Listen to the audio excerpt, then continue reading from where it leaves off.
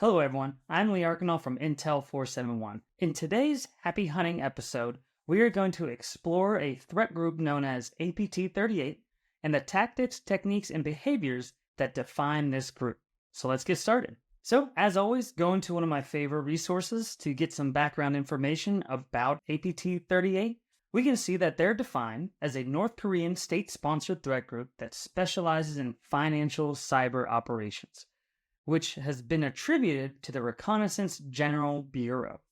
Active since at least 2014, APT38 has targeted banks, financial institutions, casinos, cryptocurrency exchanges, SWIFT system endpoints, and ATMs in at least 38 countries worldwide.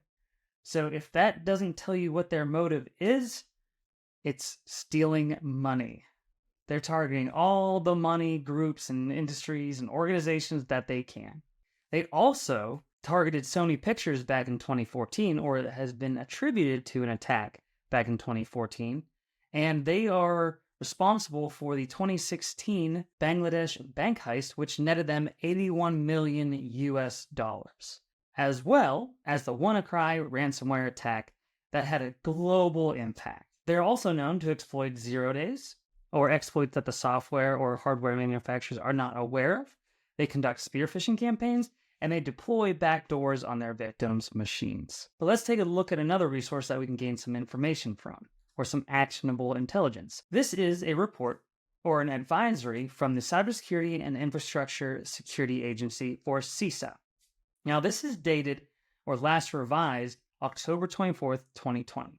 So that tells me that the IOCs that are included might not be used anymore, but let's check out the behaviors.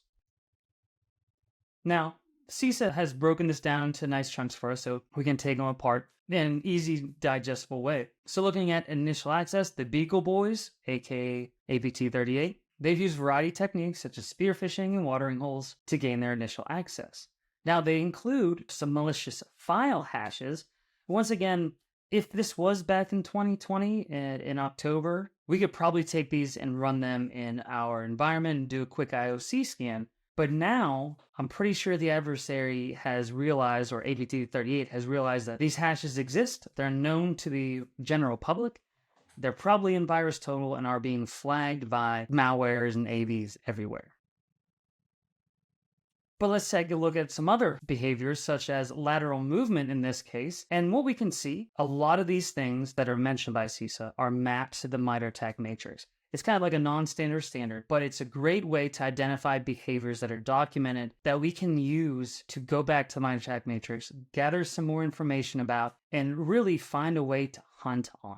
But if we take a look at this, and one I want to call out specifically is this. Specifically, the Beagle Boys have been known to create firewall exemptions on specific ports, including port 443, 6443, 8443, and 9443.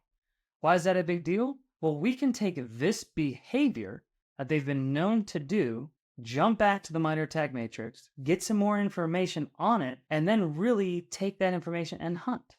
But how are we going to do that? So come back to APT38, the MITRE attack, scroll down to techniques used. What we're looking for is something that deals with modifying firewalls. Or right here, we can see the exact blurb that we saw.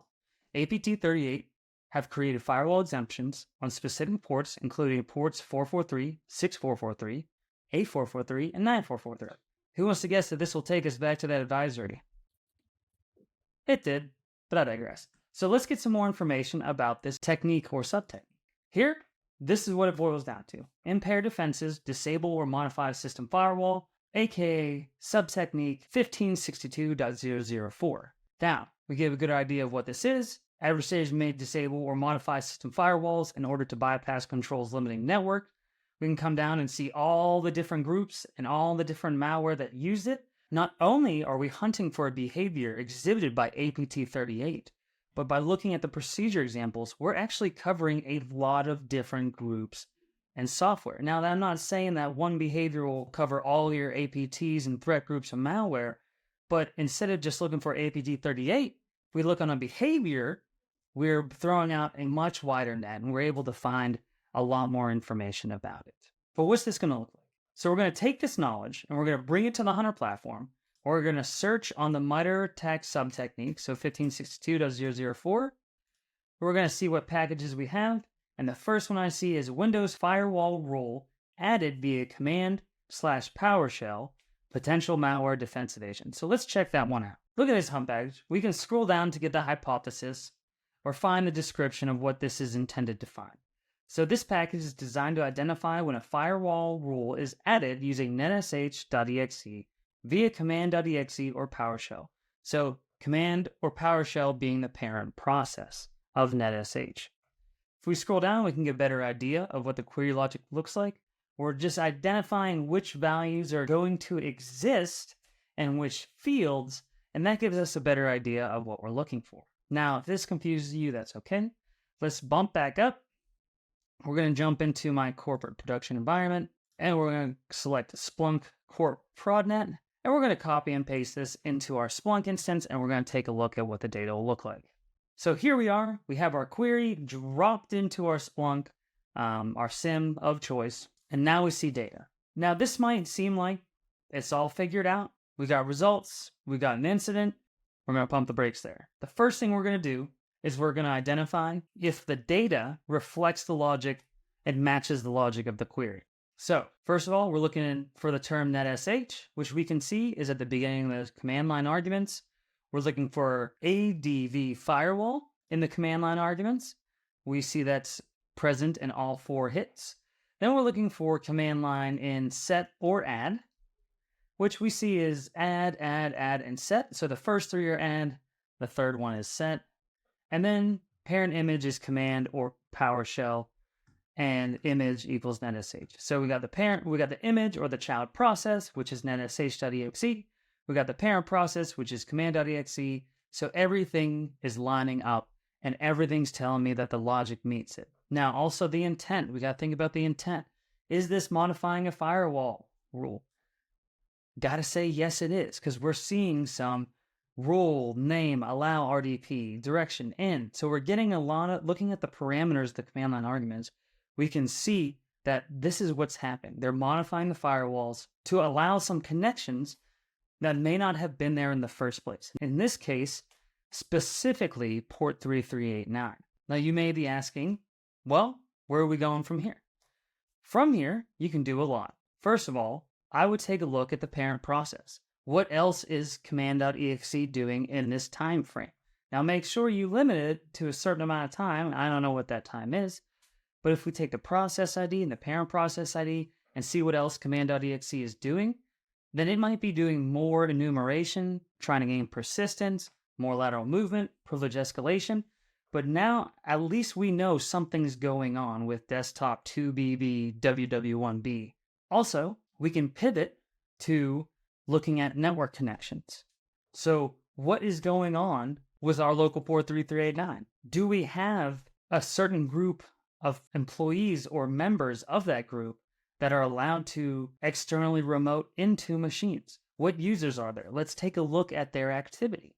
Are we seeing any remote desktop connections being made from external? There's a lot you can do here, and it's all up to you to figure out and take this data that we've found, because this is just really the start of the hunt. But from here, the goal is to breadcrumb, find the other activity, find what's normal and ignore that and start looking for malicious activity. That's the goal of threat hunting. Now, you might find some false positives along the way. That's what we do. But the goal is to know your environment, and knowing your environment will allow you to find out what is malicious or abnormal in your environment. That's a wrap for this episode of Happy Hunting, where we took a closer look at behaviors associated with APT38. Don't forget to sign up for your free Hunter Community account to enhance your threat hunting skills. With your free account, you'll be able to gain access to the Windows Firewall Rule Added via command or PowerShell potential malware defense evasion hunt package, allowing you to hunt for APT38 and many other groups and malware. For more updates and insights, be sure to catch the next episode.